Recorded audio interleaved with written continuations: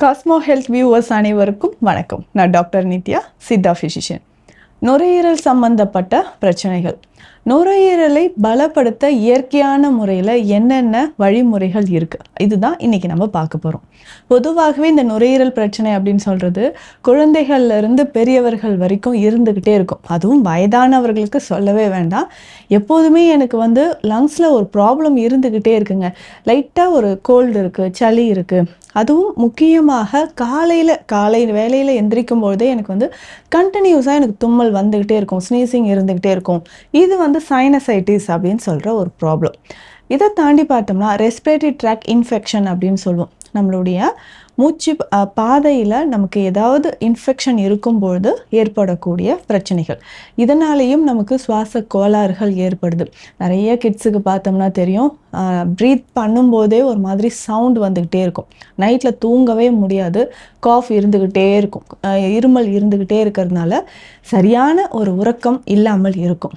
அதே மாதிரி நிமோனியா அப்படின்னு சொல்கிற கண்டிஷன், ரிப்பீட்டடாக நமக்கு லங் இன்ஃபெக்ஷன் இருந்துக்கிட்டே இருக்கிறதும் ஒரு கண்டிஷன் தான்.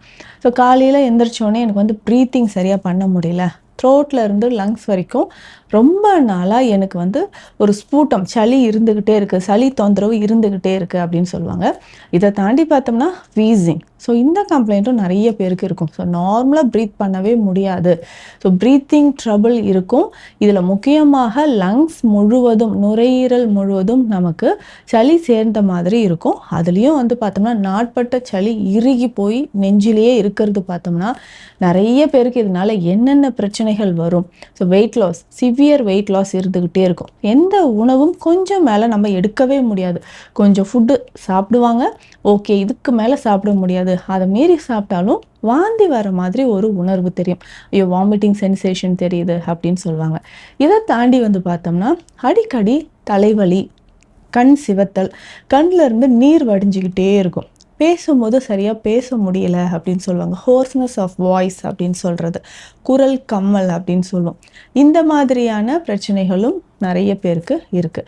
ஸோ இதை நம்ம சரி செய்கிறதுக்கு என்ன பண்ணலாம்? இதை தாண்டி பார்த்தோம்னா நேசல் பாலிப்ஸ் நிறைய பேருக்கு இருக்கும். மூக்குக்கு உள்ளே பார்த்தோம்னா சதை வளர்ச்சி, இல்லை நேசல் செப்டல் டீவியேஷன் அப்படின்னு சொல்லுவாங்க. மூக்கு தண்டு எலும்பு ஏதாவது ஒரு சைடில் நமக்கு வளைஞ்ச மாதிரி இருக்கும். ஸோ இந்த மாதிரி கண்டிஷனில் சரியாக ப்ரீத்திங் பண்ணவே முடியாது.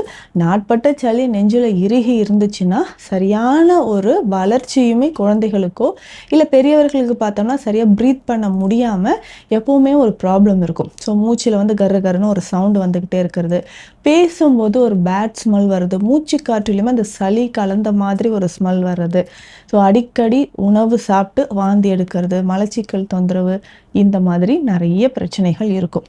இதை எப்படி நம்ம சரி செய்யலாம்? என்னென்ன மாதிரியான வழிமுறைகள் இருக்குது? ரொம்ப நாளாக நான் பஃப் யூஸ் பண்ணிக்கிட்டே இருக்கேன். ஸோ இதிலேருந்து எனக்கு எப்படி விடுபடலாம்? இயற்கையான வழிமுறைகள் நிறையவே இருக்குது. ஸோ அதை நம்ம ஃபாலோ பண்ணும்போது கொஞ்சம் கொஞ்சமாக இந்த நுரையீரல் சம்பந்தப்பட்ட பிரச்சனைகள்லேருந்து விடுபட்டு நுரையீரலை பலப்படுத்த முடியும்.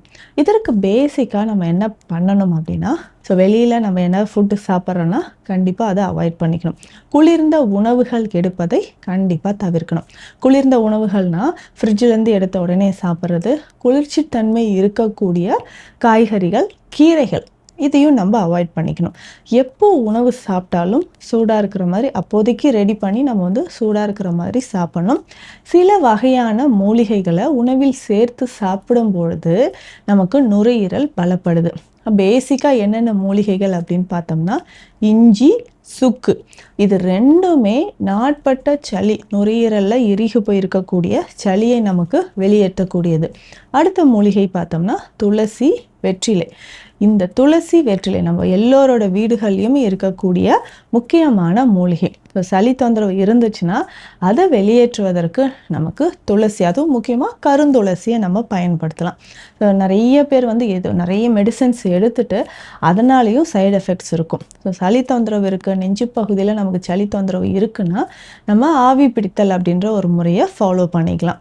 ஸோ ஆவி பிடிக்கும்போது இதற்குமே பார்த்தோம்னா துளசி இலைகள் பயன்படுது, வெற்றிலை இலைகளும் போட்டுக்கலாம், கிராம்பு போட்டு ஆவி பிடிக்கலாம். ஸோ இந்த மாதிரி நிறைய பேர் வீடுகளையுமே கரு நொச்சி அப்படின்ற மூலிகை இருக்குது. நொச்சி இலைகளும் இருக்குது, கரு நொச்சியும் பயன்படுத்தலாம். ஸோ இந்த மூலிகைகளை போட்டு ஆவி பிடிக்கும்போது நுரையீரலில் இருக்கக்கூடிய சளியானது நமக்கு வெளியேற ஆரம்பிக்கும். ஸோ ரொம்ப நாளாக நாட்பட்டு இருக்கக்கூடிய சளி வெளியேறணும்னா நம்ம இதை பயன்படுத்தலாம். ஆவி பிடித்தல் அப்படின்ற ஒரு முறையை பயன்படுத்தலாம். அடிக்கடி நம்ம தண்ணீர் குடிக்கும்போது கொஞ்சம் வார்ம் வாட்டர், ஏற்கனவே நம்ம தண்ணீரில் கிராம்பு, ஸோ கிராம்பு சேர்த்து கொதிக்க வச்சு, 1 லிட்டர் தண்ணின்னா ஒரு 10 கிராம்பு சேர்த்து நல்லா கொதிக்க வச்சு எடுத்து வச்சுட்டு இந்த தண்ணீரை குடிக்கலாம்.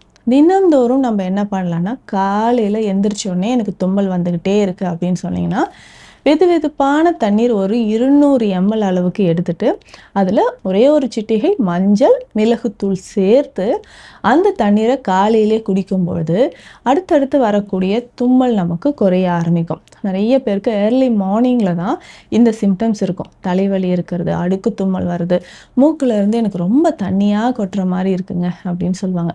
இது எல்லாமே நம்ம சரி செய்யணும்னா நமக்கு காலையிலேயே நம்ம என்ன பண்ணலான்னா, மிளகு மற்றும் மஞ்சள் பொடிகளை ஒரு சிட்டிகை சேர்த்து காலையிலே நம்ம குடிச்சிட்டு வரணும்.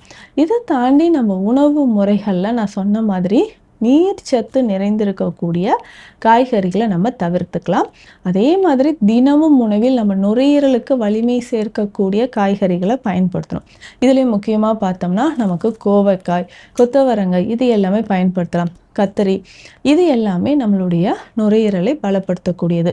முக்கியமாக இந்த கீரை வகைகளில் தூதுவளை ரொம்ப முக்கியமானது. நம்ம நுரையீரலில் நாட்பட்டு இருக்கக்கூடிய சளிகள், ரொம்ப நாளாக க்ரானிக்காக இருக்கக்கூடிய வீசிங், சிஓபிடி அப்படின்னு சொல்லக்கூடிய க்ரானிக் அப்ஸ்ட்ரக்டிவ் பல்மனரி டிசீஸ், அதாவது நம்மளுடைய நுரையீரல் மற்றும் உள்ளே இருக்கக்கூடிய காற்று அறைகள், ஸோ ப்ராங்கைட்டிஸ் அப்படின்னு சொல்லுவாங்க. ஸோ இந்த ப்ராங்கைஸில் சளி சேர்ந்து இன்ஃப்ளமேஷன் அதிகமாக இருக்கும். இந்த கண்டிஷன் எல்லாத்துக்குமே தூதுவளை ரொம்ப ரொம்ப சிறந்தது. தினமும் ஒரு கைப்பிடி அளவு தூதுவளையை நம்ம சூப் மாதிரி செய்து குடிச்சிட்டு வரலாம். இல்லை தூதுவளை கீரையை நம்ம துவையலாக பயன்படுத்தும் போதும் நுரையீரலில் இருக்கக்கூடிய சளி, நாட்பட்ட சளி நமக்கு குறைய ஆரம்பிக்கும். சித்த மருத்துவத்தில் தூதுவளை லேகியம் இருக்குது. ஸோ இந்த தூதுவளை லேகியம் எப்படி பயன்படுத்தணும் அப்படின்னா, குழந்தைங்களாக இருக்கிறாங்கன்னா ஒரு 2 கிராம் அளவுக்கு தினந்தோறும் ஒரு வேளை கொடுக்கலாம். இதுவே அடல்ட்ஸ், நம்ம பெரியவர்கள் எடுக்கணும், தூதுவளை லேகியம் எடுக்கணும் அப்படின்னா 5 கிராம் அளவுக்கு எடுக்கலாம். ஸோ தூதுவளை அப்படின்னு சொல்கிறது நாட்பட்டு இருக்கக்கூடிய சளி தொந்தரவு, நுரையீரலை பலப்படுத்தவும், சைனஸ் சம்பந்தப்பட்ட பிரச்சனைகளை குணமாக்கவும் பயன்படுது.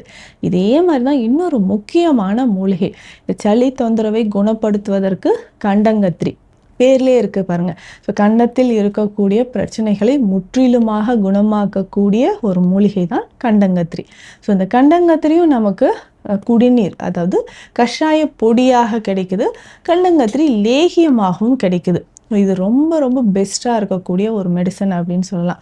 கண்டங்கத்திரி லேகியம் பயன்படுத்தும் பொழுது நுரையீரல் சம்மந்தப்பட்ட பிரச்சனைகள் குணமாவது மட்டும் இல்லாமல் தலைநீர் கோர்த்தல் அப்படின்னு சொல்லக்கூடிய சைனசைட்டிஸ் இதுவுமே நமக்கு குணமாகுது அப்படின்னு சொல்லலாம்.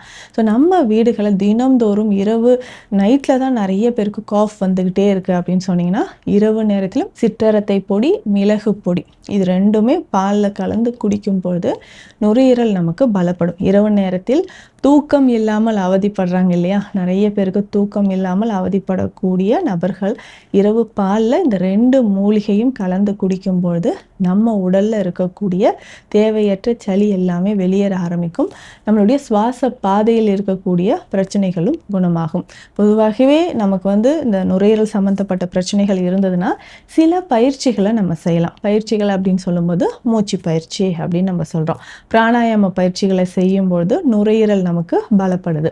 இப்போ நுரையீரல் சம்பந்தப்பட்ட பிரச்சனைகளுக்கு எளிய வீட்டு மருத்துவ குறிப்புகள் என்ன, சித்த மருந்துகள் என்னன்றதை இந்த பதிவில் பார்த்துருக்கோம்.